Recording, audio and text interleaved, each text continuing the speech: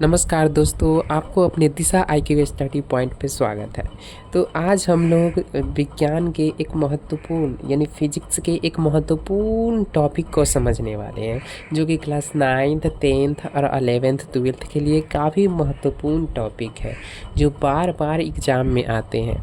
तो क्या है वह है न्यूटन के गुरुत्वाकर्षण नियम यानी न्यूटन लॉ ऑफ ग्रेविटेशन। यह काफ़ी महत्वपूर्ण सबसे महत्वपूर्ण यह टॉपिक है। इसमें क्या होता है इसके बारे में समझेंगे। देखिए कि किन्हीं दो पिंडों के बीच कार्य करने वाला आकर्षण बल पिंडों के द्रव्यमानों के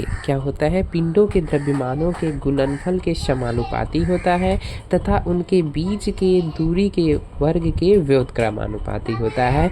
इसका कहने का मतलब ये हुआ, देखिए कि ब्रह्मांड का आप कोई भी पिंड ले लीजिए। यहाँ पर क्या बोला है कि किन्हीं दो पिंडों, यानी आप कोई दो पिंड ले लीजिए। मान लीजिए यह एक पिंड है और यह एक पिंड है। मान लीजिए यह वस्तु एक है, ठीक है ना। यह क्या है, एक वस्तु है और यह दूसरा वस्तु है, ठीक है। तो वहीं कहता है कि किन्हीं दो पिंडों के बीच कार्य करने वाला आकर्षण बल, यानी इस पिंड के बीच जो कार्य करने वाला आकर्षण बल होगा, यानी जो एफ होगा, जो फोर्स होगा।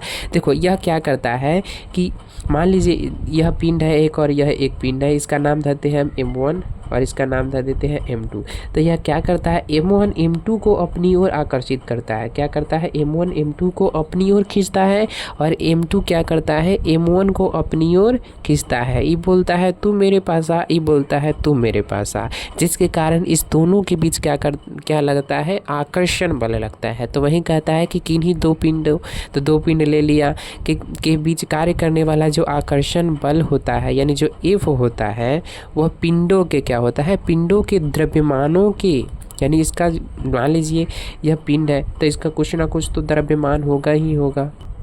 तो यही कहता है कि किन्हीं दो पिंडों के बीच कार्य करने वाला जो आकर्षण बल होता है, वह पिंडों के द्रव्यमानों के गुणनफल के क्या होता है, समानुपाती होता है। ध्यान से सुनिए इसका, यह ठीक है ना, इसका डेरिवेशन करें, इसको प्रूव करें कि देखो यहाँ पर क्या बोला है कि किन्हीं दो पिंडों के बीच कार्य करने वाला जो आकर्षण बल होता है, यानी जो F होता है, क्या होता है, जो F होता है वह जो आकर्षण बल F होता है वह पिंडों के द्रव्यमानों के गुणनफल, वह पिंड यानी मेरा पिंड एक है M1, ठीक है, दूसरा पिंड है M2। इस दोनों के गुणनफल क्या है, इस दोनों को गुना कर देंगे। इस दोनों के गुणनफल के क्या होता है, M1 M2 के गुणनफल के समानुपाती होता है। चूँकि समानुपाती का साइन ऐसे होता है, ठीक है ना। अर्थात यदि यहाँ पर F का मान बढ़ता है तो M1 M2 का मान क्या भी बढ़ेगा। यदि F का मान घटता है तो M1 M2 का मान घटेगा। यही ना समानुपाती का मतलब होता है कि एक चीज़ बढ़ता है तो दूसरा चीज़ भी बढ़ेगा, समानुपाती इसे बोलते हैं, ठीक है ना। तो यहाँ तक हम पढ़ लिए कि किन्हीं दो पिंडों के बीच कार्य करने वाला आकर्षण बल पिंडों के द्रव्यमानों के गुणनफल के क्या होता है, समानुपाती होता है तथा उनके बीच के जो दूरी होता है, मान लीजिए यह पिंड एक है M1 है और पिंड M2 है, तो इसके बीच कुछ ना कुछ दूरी होगा। तो इसके जो सेंटर से यहाँ से दूरी होता है, ठीक है ना, और यहाँ तक इसको बोलते हैं R, ठीक है, यह क्या है, R है। तो वही कहता है तथा उनके बीच के दूरी के वर्ग के व्युत्क्रमानुपाती होता है तथा इसके बीच के जो दूरी है ना, उसको क्या कर दीजिए, स्क्वायर कर दीजिए, वर्ग कर दीजिए, उसके क्या होगा, व्युत्क्रमानुपाती हो गया।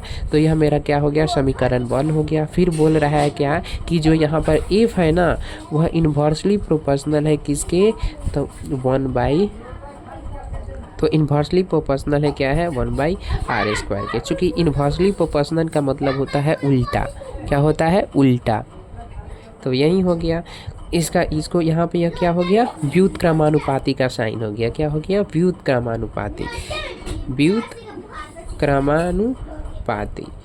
व्युत्क्रमानुपाती का मतलब होता है कि यदि एक चीज़ बढ़ता है तो दूसरा चीज़ घटेगा, यदि दूसरा चीज़ घटता है तो पहला चीज़ बढ़ेगा।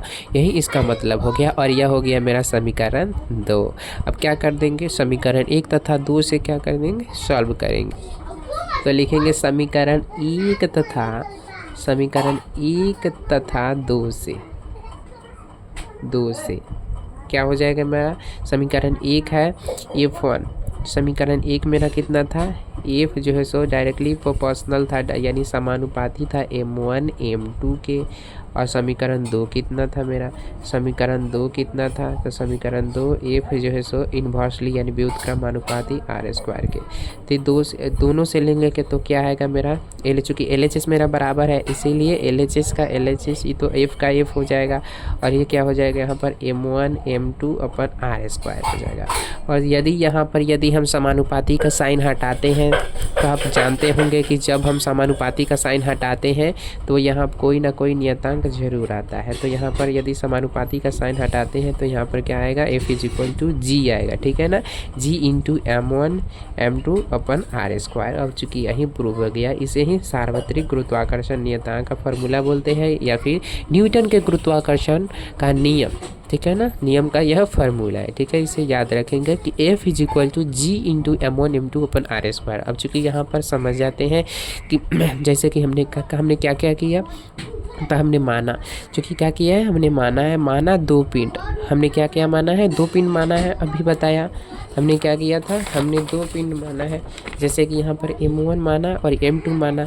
तो वही कहता है कि माना कि 2 पिंड जिनके द्रव्यमान m1 m2 है, या मान लीजिए यह पिंड A है, ये पिंड B है, इसका द्रव्यमान m1 है, इसका द्रव्यमान m2 है। सॉरी, यह पिंड नहीं बल्कि इसका द्रव्यमान है। m1 m2 क्या है, इस पिंड का द्रव्यमान है। मान लीजिए यह एक पिंड है और यह दूसरा पिंड है जिसे B कहा गया, इसे A कहा गया। इस दोनों पीस का द्रव्यमान m1 है, इसका द्रव्यमान m2 है।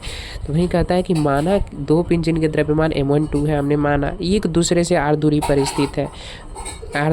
स्थित है, तो न्यूटन के गुरुत्वाकर्षण नियम के अनुसार क्या होगा, उनके बीच जो लगने वाला आकर्षण बल होगा, इस दोनों के बीच लगने वाला जो एट्रैक्शन फोर्स होगा, जो आकर्षण बल होगा, यानी वस्तु A, ऑब्जेक्ट A तथा B के बीच लगने वाला जो एट्रैक्शन फोर्स होगा, ठीक है ना, एट्रैक्शन फोर्स होगा, वो क्या होगा, F = G × m1 m2 अपन आर स्क्वायर होता है। और जहाँ G क्या है, ध्यान रहे, जहाँ G क्या है, तो जहाँ G एक नियतांक है, हमने बोला कि G क्या है, एक नियतांक है जिसे सार्वत्रिक गुरुत्वाकर्षण नियतांक कहते हैं, ठीक है ना। यूनिवर्सल ग्रेविटेशनल कांस्टेंट इसे इंग्लिश में कहा जाता है, क्या कहा जाता है, यूनिवर्सल ग्रेविटेशनल कांस्टेंट।